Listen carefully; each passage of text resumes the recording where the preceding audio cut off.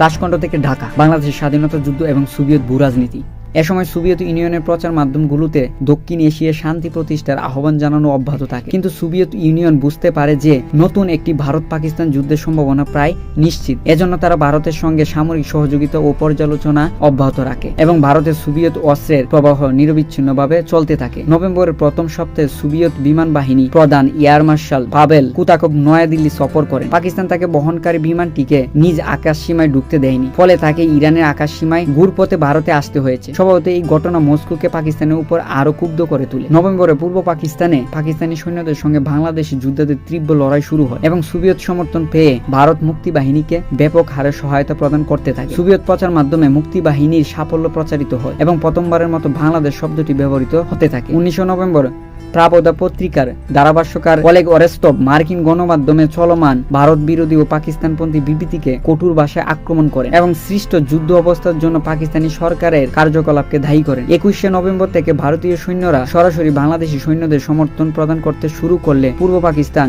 ভারত সীমান্তে তীব্র যুদ্ধ শুরু হয় এবং পূর্ণমাত্রায় যুদ্ধ শুরু হওয়ার সম্ভাবনা দেখা দেয়। পাকিস্তান চীনের সহায়তা লাভের আশা করলেও বাস্তবে এ সময় চীনের পক্ষে পাকিস্তানকে সরাসরি সামরিকভাবে সহায়তা করা সম্ভব ছিল না, কারণ তখন শীতকাল হওয়ায় হিমালয় পর্বতমালায় গিরিপথগুলো বরফাচ্ছন্ন হয়ে বন্ধ হয়ে গিয়েছিল এবং এর মধ্য দিয়ে চীনের পক্ষে ভারতকে আক্রমণ করা সম্ভব ছিল না। তাছাড়া 1971 সালে ভারত 1962 সালের মতো অপ্রস্তুত ছিল না এবং চীন ভারত সীমান্ত জুড়ে সৈন্য মোতায়েন করে রেখেছিল। তদুপরি ভারতে নিয়োজিত সোভিয়েত রাষ্ট্রদূত নিকোলাই পেগভ ভারতীয় সরকারকে আশ্বস্ত করেছিলেন যে চীনা সোভিয়েত সীমান্তে 44 ডিভিশন সৈন্য মোতায়েনকৃত অবস্থায় আছে এবং চীন ভারত আক্রমণ করার সঙ্গে সঙ্গে সোভিয়েত ইউনিয়ন চীনের জিনজিয়াং ও মাঞ্চুরিয়া অঞ্চলে আক্রমণ করবে। 1971 সালে 3 ডিসেম্বর পাকিস্তানি বিমান বাহিনী ভারতের বিরুদ্ধে অপারেশন চেঙ্গিস খান পরিচালনা করে এবং উত্তর ও পশ্চিম ভারতে উপস্থিত ভারতীয় বিমান বাহিনী ঘাঁটিগুলো আক্রমণ করে। 1967 সালের 5 জুন ইসরায়েলি বিমান বাহিনী অপারেশন ফুকাস পরিচালনা করে মিশরীয়, সিরীয় ও জর্দানীয় বিমান বাহিনীকে প্রায় সম্পূর্ণরূপে ধ্বংস করে দিয়েছিল এবং এর ফলে মাত্র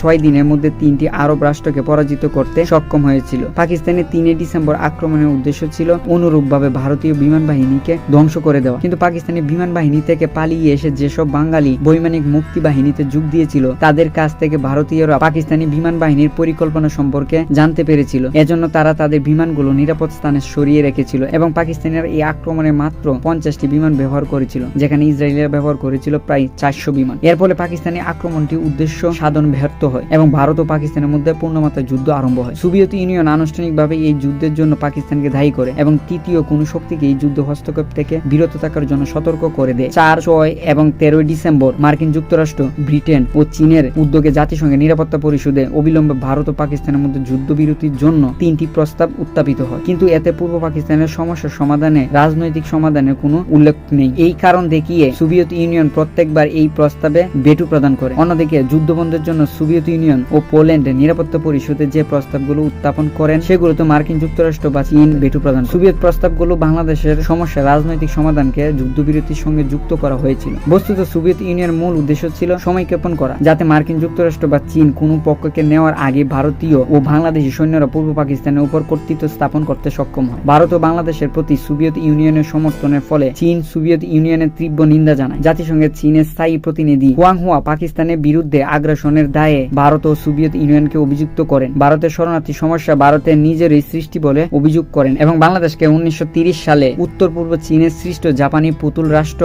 মানচুকুয়ার সঙ্গে তুলনা করে। সোভিয়েত প্রতিনিধি ইয়াকুব মালিক এর তীব্র প্রতিবাদ করেন এবং ভারতে অবস্থানরত প্রায় 1 কোটি বাঙালি শরণার্থী পাকিস্তান নির্যাতনের কারণে দেশ ত্যাগ করতে বাধ্য হয়েছিল বলে মন্তব্য করেন। তিনি আরো উল্লেখ করেন, ভারতে অবস্থানরত বাঙালি শরণার্থীদের সংখ্যা প্রায় 1 কোটি, যা জাতিসংঘের 88টি সদস্য রাষ্ট্রের জনসংখ্যার চেয়ে বেশি। সুতরাং নিজেদের জন্য এত বড় সমস্যা তৈরি করার ভারতের কোনো প্রয়োজন ছিল না। বাংলাদেশকে পুতুল রাষ্ট্র হিসেবে অভিহিত করার জবাবে তিনি চীনাদেরকে জনগণের অধিকার পদদলিত করে রাখার পাকিস্তানি সমরবিদদের লোহার বুটজুতু লেহনের দায়ে অভিযুক্ত করেন। 10 ডিসেম্বর ভারতীয় গোয়েন্দা সংস্থা জানতে পারে যে মার্কিন যুক্তরাষ্ট্রের 7ম নৌবহর টনকিন উপসাগর থেকে বঙ্গোপসাগরের দিকে যাত্রা করেছে। বিশ্বের বৃহত্তম জাহাজ 75,000 টন ওজন বিশিষ্ট পারমাণবিক শক্তিচালিত বিমানবাহী জাহাজ USS এন্টারপ্রাইজ ছিল এই নৌবহরটির শীর্ষ জাহাজ এবং এটিতে 70টির বেশি যুদ্ধ বিমান ছিল। সব মিলিয়ে মার্কিন নৌবাহিনীতে 20টি জাহাজ ছিল। মার্কিন বিমান বাহিনী জাহাজ USS এন্টারপ্রাইজ 1971 সালে ডিসেম্বরে বে অফ বেঙ্গলে প্রবেশ করলে সোভিয়েত নৌবহর এটিকে বাধা প্রদান করেছিল। সোভিয়েত গোয়েন্দা সংস্থার তথ্য অনুযায়ী ব্রিটিশ বিমান বাহিনী জাহাজ